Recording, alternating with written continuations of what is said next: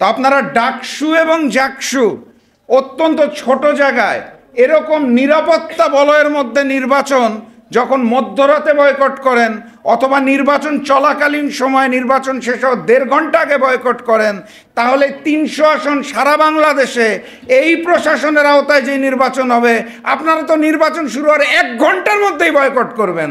তাহলে এই নির্বাচনে অংশগ্রহণ করে লাভ কি? নির্বাচনটা আয়োজন করবে কারা? এই প্রশাসনটাই তো করবে। যেই প্রশাসনের এই ছোট জায়গায় এত নিরাপত্তার নির্বাচন আপনারা বিএনপি গ্রহণ করতে পারছেন না, আপনারা জাতীয় নির্বাচন কিভাবে গ্রহণ করবেন? তার মানে আপনাদেরকে এখন এসে স্বীকার করতে হবে যে সংস্কারটা পরিপূর্ণভাবে হয় নাই জাতীয় নির্বাচন করার জন্য।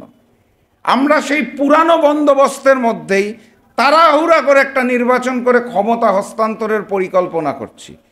আমি বিভিন্ন ফোরামে ঘরের ভিতর আড্ডায় যেয়ে দেখছি ক্ষমতায় আসার পরে কে কোন মন্ত্রিত্ব নিবে সেই মন্ত্রণালয়ের ভাগাভাগির আড্ডাবাজি চলছে। আপনারা এরকম একটা জাতীয় নির্বাচনের এখন স্বপ্ন দেখা শুরু করেছেন, আমরা ক্ষমতায় চলে এসেছি, কে কোন মন্ত্রণালয় ভাগাভাগি করতে যাব। আমি তো আমার জায়গা থেকে এই প্রশাসনের আওতায় ফ্যাসিস্ট শেখ হাসিনার রেখে যাওয়া প্রশাসন দিয়ে যেই না জাতীয় নির্বাচনের মাধ্যমে আপনারা ক্ষমতায় আসার চেষ্টা করছেন, সেই জাতীয় নির্বাচন আমার খোলা চোখে দেখতে পাচ্ছি না।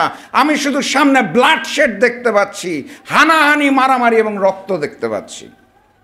এই প্রশাসনকে দিয়েই এই অন্তর্বর্তী সরকারের আওতায় এই রোডম্যাপের মাধ্যমে আপনারা তড়িঘড়ির যে জাতীয় নির্বাচনের পরিকল্পনা করছেন, সেইটার মাধ্যমে জুলাই গণ অভ্যুত্থানের নতুন বাংলাদেশের যে স্বপ্ন আমরা দেখেছিলাম, সেই স্বপ্ন বাস্তবায়ন হওয়া সম্ভব নয়।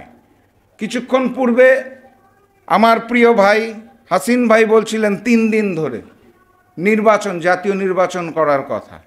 আচ্ছা, একটু চিন্তা করে দেখুন, আমরা আজকে কি নোটে যেটা দেখলাম যে আমাদের নির্বাচন আয়োজনের জন্য যেরকম প্রশাসনিক ব্যবস্থা দরকার সেইটার প্রস্তুতি আমাদের নাই। যেটুকু রয়েছে তার বড় অংশ সেই ফ্যাসিস্ট শেখ হাসিনার রেখে যাওয়া প্রশাসন, তাদেরকে নিয়ে আমরা চিন্তা করছি। আপনি যদি 8টা বিভাগে 8 দিন ধরে নির্বাচন করেন, তাহলে আপনি 8 গুণ শক্তি প্রয়োগ করতে পারবেন। আপনার যদি মনে হয় 2টো করে বিভাগ নিয়ে করবেন একদিন, তাহলে আপনি 4 গুণ শক্তি প্রয়োগ করতে পারবেন। কিন্তু সেটা না করে ওই পুরানো বন্দোবস্ত একদিনের মধ্যেই জাতীয় নির্বাচন আয়োজনের পরিকল্পনা করছেন, তাড়াহুড়া করে নির্বাচনের পরিকল্পনা করছেন, ক্ষমতা হস্তান্তর করে পালিয়ে যেতে পারলে বাঁচি, এরকম একটা অবস্থা দেখা যাচ্ছে অন্তর্বর্তী সরকারের মধ্যে। নির্বাচনটা তো হওয়ার কথা ছিল জুলাই সনদের ভিত্তিতে, সেই জুলাই সনদকেও এখন তাড়াহুড়া করে কিভাবে বাস্তবায়ন হবে সেই প্রক্রিয়া ঠিক না করে স্বাক্ষর করার ব্যবস্থা করা হচ্ছে। আইনি ভিত্তি তো অনেক দূরের কথা, তো সেটার আইনি ভিত্তি কী হবে আমরা জানি না, বাস্তবায়ন কীভাবে হবে জানি না।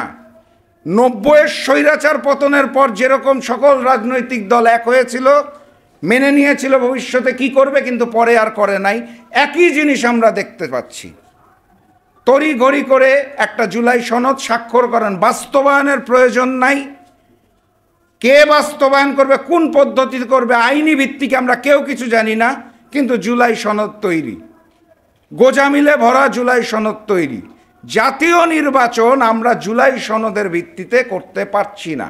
এরকম একটা অবস্থার মধ্যে যখন আমরা ডাকসু জাকসু নির্বাচনে একে অপরের প্রতি এই যে দোষারোপ এবং পুরানো বন্দোবস্ত, আমি জিতলে নির্বাচন সুষ্ঠু আর আমি হারলে নির্বাচন দুষ্টু, সেই জায়গাটাই আঁকড়ে ধরে বসে আছি।